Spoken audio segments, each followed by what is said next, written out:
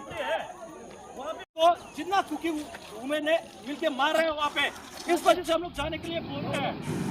जितना हम लोग का मणिपुरी वुमेन वहाँ पे है, वो लोग को मार रहा है। हम लोग कैसे रहेगा चुपचाप बैठ के रहेगा हम लोग? वो देखो तो सपोर्ट है हम लोग को खुल मिलिटेंट्स,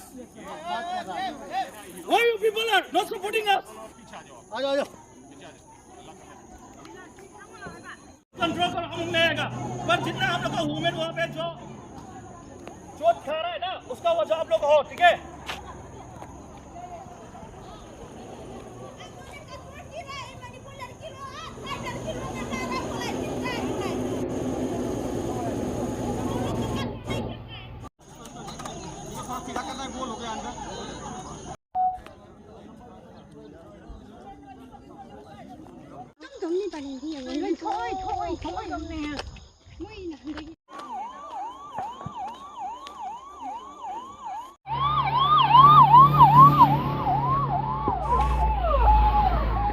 कुकी के साथ देखे हमारे मिट्टी के ऊपर में ये लोग क्या कर रहे हैं, देखो।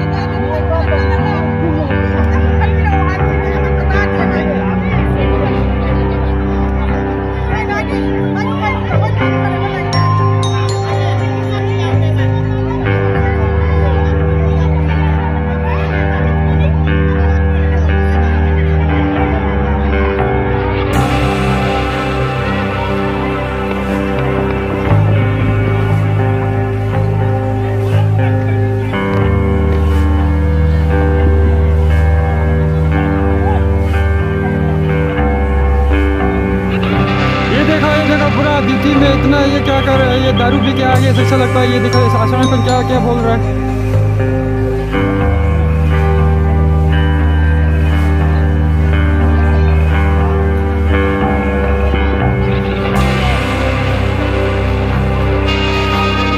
ये देखो बोल रहे हैं उन लोगों को, उसका वो गन की वो बच्चे से मारा है उन लोगों को, और उसमें हाथ लगाता है ये लोग। ये देखो पूरा उसको चोट लगे तो आसाम पंच के वो उधर में पूरा ये क्या चल रहा है, देखो।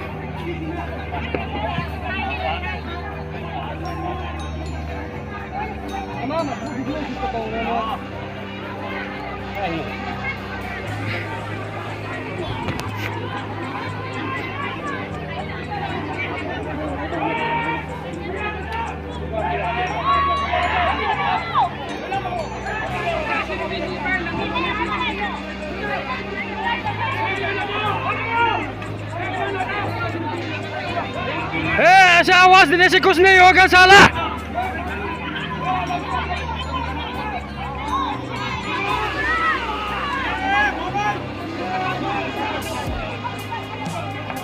ये देखो लाठी भी देख के ऐसे क्या कर रहे हैं, देखो असम लेफर लोग।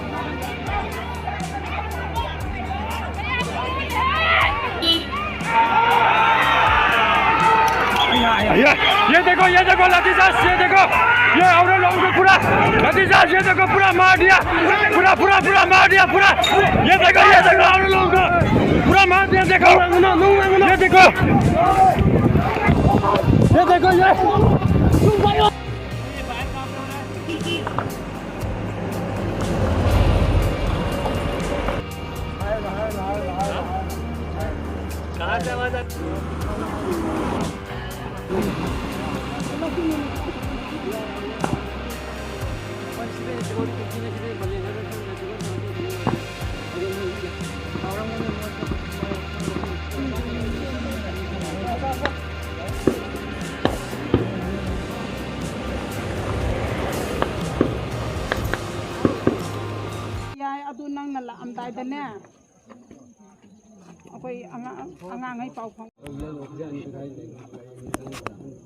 Hello, ôi phun mà sẽ đúng rồi.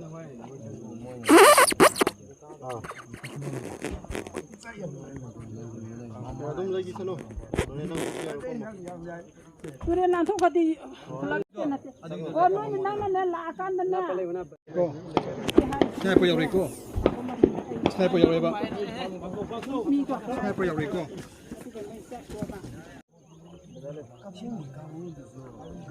Mati ra ai na hai na lai mai ting lum da la. Nano siwai da ne. Kana.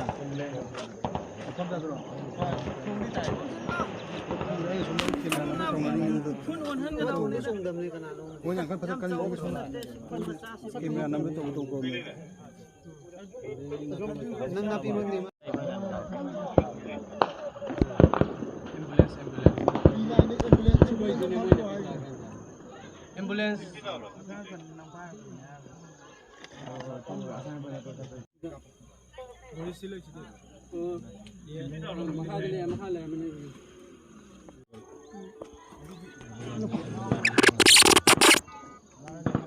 Sing yung sing gajo gato chil.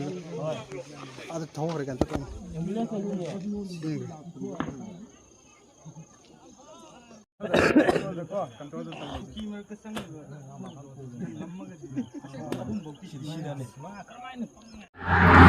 Kasi nungala ka na pung taro ki sai da uki milite sina akoi ki palen prajada nongmai na kapsal e bom to yam nandare e asam rai phanas akoi changam bide nupi angang da zo yam na pui si so ijina akoi ji si so e ta ta pukhat na gare akoi si kam aina la yo habna akoi ki manipur force sangja ba zo asam rai phanna tinge cha manipur sarkar na akoi ji bukari da habna akoi ji lam phan ji sum si yo ai bro noi na anje noi si yo ai ra ba sarkar na smana sum yang lai ta ra ga akoi ji pulak si yo ai ba si yo ai ra ga na sarkar na akoi hatok piro emile mantri mandol lai ri ba sing jin akoi hatok piro akoi isa na selen da tau jara ge akoi karama phibam de hingo ai bu akoi ji bo je na hang ta na smana ma pang ko de ma ke ka pala e moi na shanti ki wari sana re asam ra pan shanti ki wari sana ra ga lai ri ne kuki ji lai ri ne atu ga moi na ngachin nonga lamba de moi na smana nonga la kan ji da bon to thadara ga landa ra pa ji bo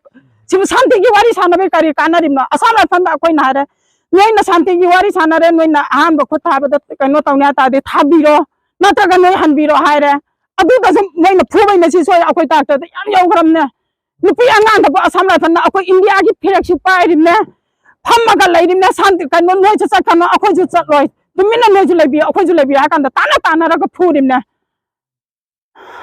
고키기 아시 dana akoi state prosang ba matam dana thatlaga phek pai ba ge moina kari su taw bangam dana asana phan na tawri si kari na mai kuki gi misang sanga ga lai ra na tra akoi ji kari daw harim na sarkar na si miang chang biyo tun akoi ba matam daw je no asam lai phan ge kiem ne ba ko adai ja si di kap thol kram tang yeng si ko asam lai phan ne si je bo yu kem sa jan ma ma ta Woi kapak pereng wa de. acha asam lai phan ne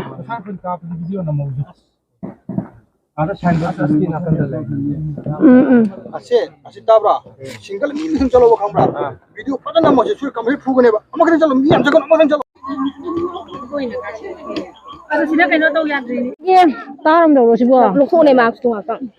ngasi akoi pung ahum makhai swai ji dai moi irang hawraga kuki jina hawrakode asam lai phan am jangi laga mai palen ni maya pai makai bokok ta hai dabane thabak ta hai dabane khum na hai dabane pung toy toy ne asok kan pi san si ya na ta mati ma hu andre na tawri ji soron na andre na tawri ji maya na ta mati ba yo si kamai dau do no samai phan ji maya ma changre ji chang no khoi ji tal ga pa bu da phui moi na khoi mai tai ri ra ko makai loi na thing ga da wa salbiriana yaragadi akhoi palengi jang ta miyang changbi duna ba akhoi awana tari jang ta mateng pangbiyo sal da akhoi me nulung na haijari chemle sabta ka tuna lara mayang ta mateng pangbiyo singyaw soron mo namna ba singyaw ri siguro sida ka tuna ta na biyo se tuna la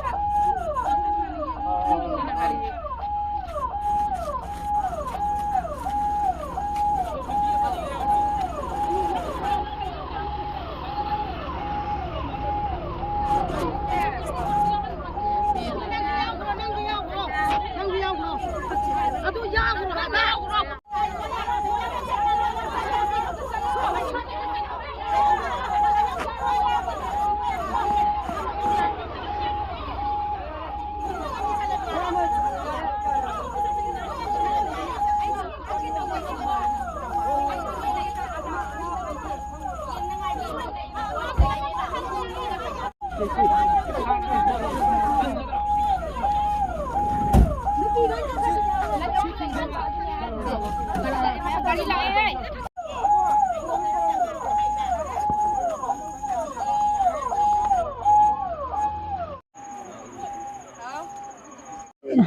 ngasi akhoi palenda kuki jingjina akhoi moiga akhoi ga santi laina jina nandai lainara ngasi akhoi mayam tumi ngai je nongalam dai pung ahum mak ta ahum makha sumain ta ji moina nongmai bong kapsilaktana khoi nupi mayam thongla nupi mayam thokpa ji jo asamai phana thingdana phudana nupi mayam sokdana ji doctor da loina pubane wan thagane kaine tawre akhoi na moida mateng pangbiyon haraga moina onjilaga akhoi do ina phubane tan ne koi taw tawre si mayam nam tam mateng pangbiyon ai haijeri palengi maira pai biyoina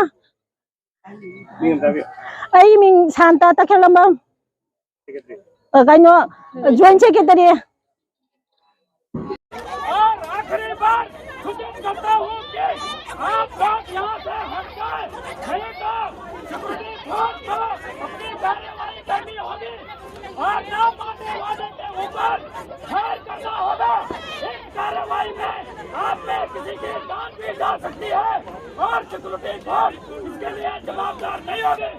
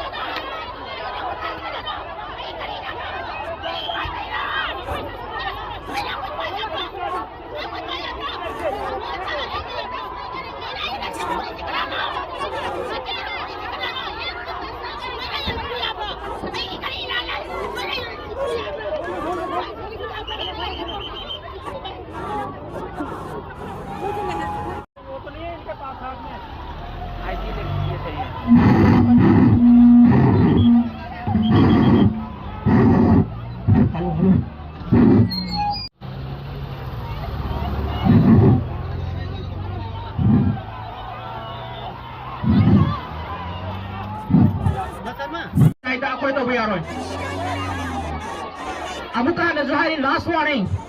Last warning. Amukana Zahari. How do you know? Imagine the Handupio break to you. I put the Gamma to break to you. Not the Bataragadi. Upon its Sipagi to one papa, Isagi did it only, how to only. Madula Asopa.